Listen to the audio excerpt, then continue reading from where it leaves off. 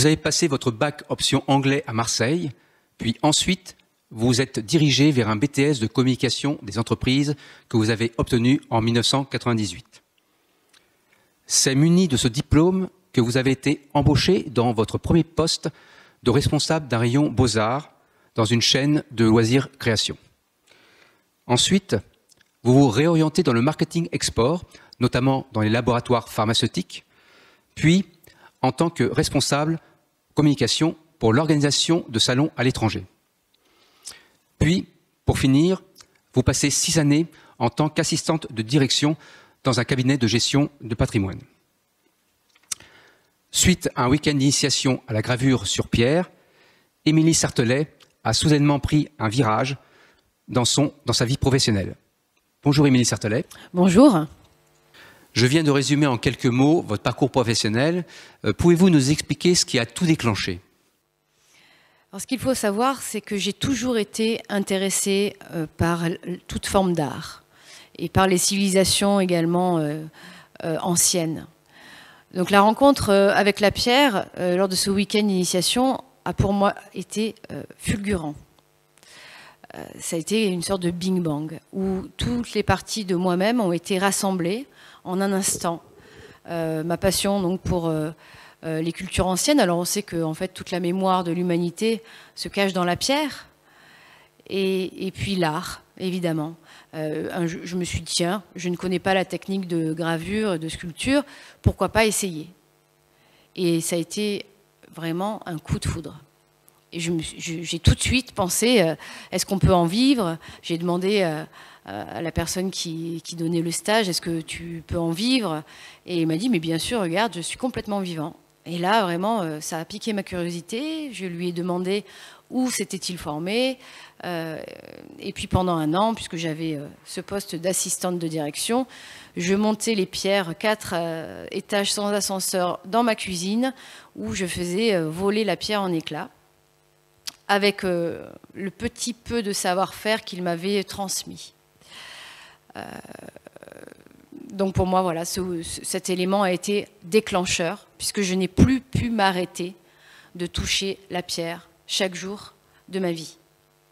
Et quelle formation avez-vous suivie pour ce futur métier finalement? Alors au bout d'un an, je dirais passionnée dans ma cuisine, je me suis dit je veux vraiment consacrer ma vie professionnelle donc j'ai réussi donc à quitter mon emploi et j'ai pu aller chez Pôle emploi où je suis tombée sur quelqu'un de formidable qui m'a tout de suite proposé la même formation que celui qui m'a initié à la gravure, à savoir Saint-Antoine-l'Abbaye. Pour moi, c'était vraiment un lieu de formation formidable dans un village médiéval avec 2 maîtres qui avaient le plaisir de transmettre et puis vraiment qui nous ont transmis l'amour de la pierre. Cette formation m'a permis aussi de réaliser 2 stages professionnels, notamment un sur la cathédrale Saint-Jean à Lyon. Donc j'ai eu l'audace de me présenter sur le chantier, de toquer aux portes pour justement aller de moi-même me présenter et non pas attendre qu'on me réponde à un mail. Voilà, donc il faut aussi enfoncer les portes parce qu'elles ne sont pas toujours ouvertes. Une fois que j'ai eu ce niveau CAP en taille de pierre, pour moi ce n'était pas assez.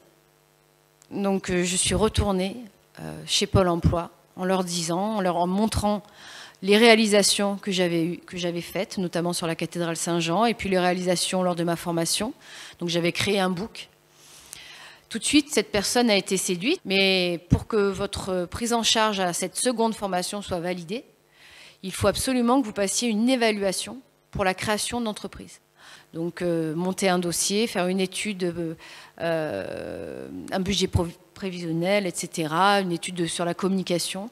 Donc c'est vrai que mon parcours précédent m'a beaucoup aidé à réaliser ce dossier. Et puis j'ai attendu la prise en charge.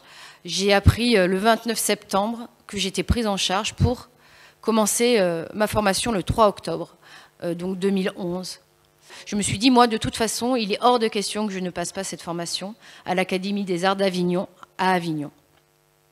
Donc j'ai cherché un loyer très peu cher, sur place, chez l'habitant. J'ai eu, à force de recherche, pu avoir la chance de garder une maison avec un chat chez une charmante dame qui m'a donc hébergée, moyennant finance, à 300 mètres de mon lieu de formation. Donc c'est vrai que les circonstances ont été heureuses, mais j'ai cherché sans relâche, j'ai monté des dossiers. Et il est important vraiment d'aller chercher les ingrédients qui permettent cette reconversion. C'est-à-dire, il y a beaucoup de choses qui nous sont proposées. Maintenant, il faut aller les chercher et montrer notre motivation. Comment avez-vous appréhendé votre première commande suite à cette formation? Un mois après la fin de ma formation à l'Académie des Arts d'Avignon, j'ai eu la chance de recevoir un coup de téléphone d'un ami que j'ai rencontré lors de mon premier week-end d'initiation, 3 ans avant. Et donc cette personne me dit « Allô Émilie, est-ce que ça t'intéresse de faire un Bouddha à taille humaine dans la roche ?» Donc là, un grand blanc, et je lui dis « Mais c'est une blague ?» Il me dit « Non, non, j'ai un ami à moi qui a un gîte à Villarodin, donc ça sonne bien en plus, Villarodin, et qui souhaite faire une salle de méditation dans son gîte. Donc il a besoin d'un sculpteur. Est-ce que ça t'intéresse? Va le voir. » Donc j'y suis allée. Effectivement, la tâche était d'une ampleur, je dirais, importante. Et il fallait un petit peu d'inconscience de ma part pour mener à bien cette tâche. Mais je me suis vraiment dit, si je dis non à cette première commande, je peux retourner derrière mon bureau. Donc j'ai mis tout mon cœur, le peu de savoir-faire que j'avais à mon arc, mais les nombreuses années passées à dessiner dans mon enfance, mon adolescence, m'ont permis, je pense, d'avoir les compétences nécessaires pour faire cette première commande. Il a fallu tout de même 700 heures de travail sur 10 semaines pour mener à bien cette commande, qui a été une réussite, il faut le dire. Mais c'est quand même 70 heures par semaine. Donc on n'est jamais payé à hauteur de ces efforts, bien sûr. Mais l'essentiel pour moi, c'était de réussir cette commande. Pourquoi? Parce que déjà, il n'y avait plus d'indemnité journalière de la part de Pôle emploi. Donc il me fallait un salaire. Pour moi, c'était aussi un défi à relever. Et surtout, ça a été une aventure incroyable, avec des rencontres formidables. Et pendant cette première commande,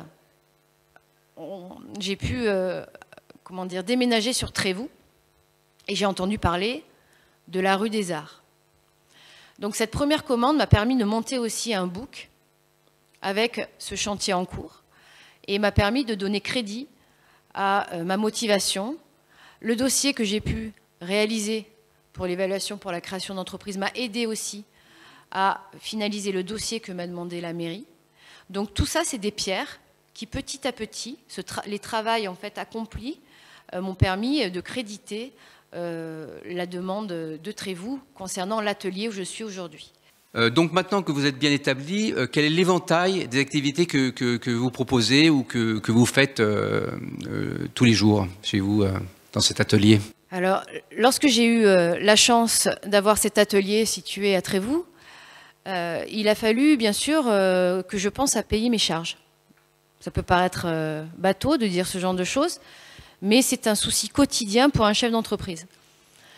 Donc je me suis tout de suite dit, bon, pour assurer un salaire, il faut que tu aies une activité, je dirais, hebdomadaire, rémunératrice. Donc tout de suite, j'ai pensé à faire des cours de sculpture sur pierre. La demande a tout de suite répondu présente, puisque c'est vrai que la rareté de mon métier fait que les élèves sont là. Au début, ça n'a pas été simple, parce qu'on a l'impression de n'avoir rien à transmettre, même si on fait un Bouddha à taille humaine. Lorsque un élève vous dit bah, « écoute, je voudrais faire un dragon » ou « je voudrais faire ceci, cela », ça vous met tout de suite dans une position de recherche et d'humilité, parce qu'on ne sait pas tout faire au début. Et en fait, vous apercevez que quand vous transmettez quelque chose, vous le faites avec votre cœur et cela vous permet d'apprendre également en même temps que l'élève. Il faut être humble à ce sujet. On ne sait pas tout quand on commence son activité. Mais aujourd'hui, je peux dire que c'est grâce à mes élèves que j'ai acquis un certain niveau. Parce que lorsque vous avez 25 élèves et que vous avez 25 sujets différents, votre œil s'aiguise beaucoup plus que si vous étiez seul face à votre pièce. Donc c'est autant de sujets qui permettent à l'œil de s'aiguiser. Donc j'ai une profonde gratitude, et je pense qu'elle est réciproque, envers mes élèves. Donc le lundi, matin et après-midi, je donne des cours, et ainsi que le mercredi soir. Après, en tant qu'activité, je fais aussi de la restauration de patrimoine. Alors un patrimoine qui est non classé, hein, parce que les patrimoines classés sont vraiment des choses qui sont, je dirais, très pointues, avec des dossiers à remettre, etc. Moi, je vais faire plutôt du nettoyage de monuments funéraires, je vais faire de la gravure sur pierre, du relettrage, voilà, et puis aussi du nettoyage de sculptures, et en fait, de la réparation de sculptures.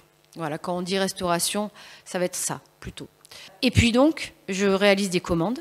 Donc les personnes peuvent me commander de l'animalier, de la sculpture anatomique, toutes sortes des portraits que je réalise en pierre. Et puis je fais également des créations que j'ai la chance donc de pouvoir vendre. Et voilà, c'est une vraie gratitude aussi de voir que le travail qu'on fait humblement peut plaire à des personnes. Voilà, comme on dit, cela ne nous appartient plus. Dans l'émission, nous demandons à notre invité aussi de nous présenter un objet fétiche hein, qui représente bien la reconversion. Dont vous, qu'avez-vous choisi? Alors, j'ai choisi une médaille qui m'a été remise... Montrez à la caméra là, voilà, parfait. Donc c'est Ars Science Lettres qui m'a remis cette médaille. Et donc, elle a pu notamment donner une reconnaissance à Paul Belmondo, qui était sculpteur, hein, c'est le père de Jean-Paul Belmondo, ou à Colette. Donc en fait, elle remet des médailles pour des personnes qui augmentent le prestige de l'art en France, ou des sciences ou des lettres. Et du coup, pour moi, alors ça m'est tombé complètement dessus, je m'y attendais pas, et ça m'a un petit peu confortée dans mes compétences, parce que vous savez, quand on est passionné, on a toujours l'impression que c'est jamais assez bien. Et donc on se met une pression, on a toujours l'impression que notre travail n'est pas abouti. Et donc cette reconnaissance, ça m'a permis un petit peu de me dire, ok, là au moins c'est jamais abouti, hein, c'est jamais un aboutissement, mais au moins ça te permet de monter une première marche. Et c'est une première étape sur les qualités de mon travail. Donc voilà, je la regarde de temps en temps quand j'ai trop de doutes intérieurs. Nous demandons également à nos invités de nous montrer une technique particulière ou ce qu'ils aimeraient bien nous montrer, nous faire découvrir. Donc vous, qu'est-ce que vous avez choisi? Alors, je vais vous montrer une technique en fait que je suis en train de réaliser sur une pièce qui est en cours. Donc une pièce représentant une panthère. Donc je vais vous montrer un petit peu ces techniques de polissage, notamment sur cette pierre venant du Zimbabwe. Parce que cette pierre peut changer de couleur selon la manière dont on la polit. Donc elle peut passer du gris clair au noir poli, brillant. Donc on peut vraiment donner beaucoup plus de vie à la pierre. Donc moi, c'est vraiment la particularité de mon travail, c'est vraiment, je dirais, la manière de reconnaître mon travail, car j'adore jouer sur les différents aspects de la matière. Donc là, on peut voir maintenant que je commence avec un grain très gros, pour enlever les marques d'outils, surtout de rifloir, d'accord, le rifloir étant une petite râpe. Donc on va utiliser ce gros grain pour adoucir la pierre, et puis de plus en plus fin. Donc on va commencer par 80, 120, puis 200, puis 400. Puis ensuite vient le passage avec de l'eau. Alors c'est là où tout de suite c'est magnifique, hein, on peut déjà voir un petit peu ce que ça va donner dans le futur. 600 donc, puis 1500, puis 3000. Et là, on va s'arrêter. Et puis, on va s'apercevoir un petit peu toute cette géologie magnifique. Cette pierre-là est faite de minerais, essentiellement. Donc on a une brillance et c'est pour ça qu'elle va du gris clair au gris foncé. Et on a les veines comme ça de métaux qui peuvent apparaître. Et bon, c'est des choses, c'est des terrains jamais conquis, c'est des émerveillements que nous sommes les seuls à avoir aujourd'hui. Et voilà, je suis heureuse de partager mes moments d'émerveillement quotidien avec vous. Et maintenant, comment voyez-vous votre avenir? Alors l'avenir, déjà, moi je pense que je me délecte de chaque instant, de chaque moment présent, partager avec les passants, partager avec mes élèves, partager avec ceux qui viennent acquérir une sculpture. Voilà, je dirais que si le futur ressemble à aujourd'hui, alors tout va bien. Voilà, j'ai une certaine forme d'aboutissement. Alors le futur, ce que j'aimerais, c'est encore donner plus à la pierre. Je voudrais encore lui donner plus de vie. Je voudrais continuer à m'émerveiller. Eh bien, merci Émilie Sartelet de nous avoir accueillis dans votre atelier. Merci à vous. Et quant à nous, je vous retrouve dans une prochaine émission de Histoire de Passion. Et en attendant, prenez bien soin de vous.